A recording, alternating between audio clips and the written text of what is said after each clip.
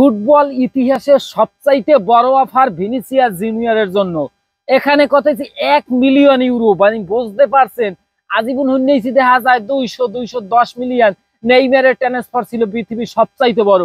এখানে ভিনিসিয়াসকে 1 million offer করা হয়েছে, কিন্তু ভিনিসিয়াস কোন ভিলে সে অফার গ্রহণ করে নাই। সৌদি আরব সে কোনো ভিলে যাইতেছে না, সে আছে বিশ্বের নাম্বার 1 ক্লাব রিয়াল মাদ্রিদে। কথা হয়েছে যে এই ভিনের মধ্যে কি এমন ট্যালেন্ট আছে যার লগে এত দেখা যায় অফার করতে আছে টাকা পয়সা। এখন চিন্তা করেন, ভিনি তো আসলে বর্তমান বিশ্বের সেরা খেলোয়াড় হইলে ভুল বলা হইবে না। কিন্তু ভিনিসিয়াস হয়তোবা জাতীয় দল ব্রাজিলের জন্য সে কিছুই করতে পারে নাই, কিন্তু পারবে দেখবেন। এই ভিনিসিয়াসের পায়ে জাদু আছে। ভিনিসিয়াস আসলেই একটা ক্যারিজমাটিক খেলোয়াড়। এর পায়ে বল গেলে দেখা যায় এমন ভাবে কাটিং কুটিং দিতে পারে, হয়তোবা সে ব্রাজিল দলে এই রকমের চান্স ক্রিয়েট বা দেখা যায় ব্রাজিল দলে হ্যার ক্যারিজমাটা দেখাইতে পারে নাই। কিন্তু সত্যি রিয়াল মাদ্রিদের জন্য একটা দেখা যায় আশা ভরসা। রিয়াল মাদ্রিদ গত মৌসুমে দেখা যায় এক্সের কাপ জিততে সব ঘরে লই গেছে।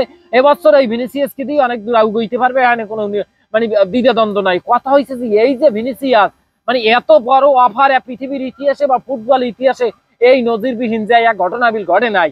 যাই হোক, এই ভিনিসিয়াসের জন্য অনেক অনেক শুভকামনা। ভিনিসিয়াস অনেক দূর আগুই যাও। এরপর দেখা যায় বার্সেলোনা করছে কি কাল নিয়ে পড়ছে দেখছেন আপনারা। ওরে সোমানা 3 পিস গোল খাইছে, বেশি খায় না, 3 হ্যান্ড গোল খাইছে। হ্যাঁ, একটা নর্মাল ক্লাবের লাগে। আবার দেখা যায় ম্যানচেস্টার সিটি, ম্যানচেস্টার ইউনাইটেড, ওর সুবহানাল্লাহ। ম্যানচেস্টার সিটিতে দেখা যায় সাবিনোর কিন্তু ওই যে কি কয় প্রথম ম্যাচেই একখান দেখা যায় গোল দিয়ে লাইছে, একখান সে কাপ জিততে লাইছে।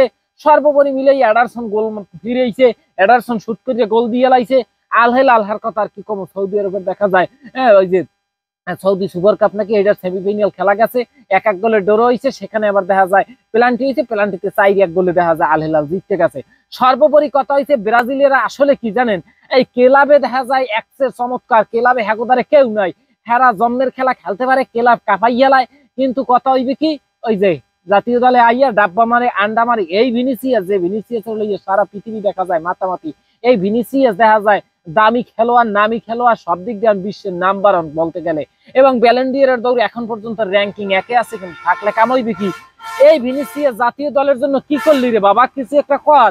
ব্রাজিল দলটার জন্য কিছু একটা কর। হাজারো হাজার ভক্ত ব্রাজিলের দেখা যায় আশা ভরসা এখন তোমাকে নিয়ে। যদিও নেইমার কিন্তু কয়েকদিনের মধ্যে ফিরে যাইতেছে মাঠের মধ্যে।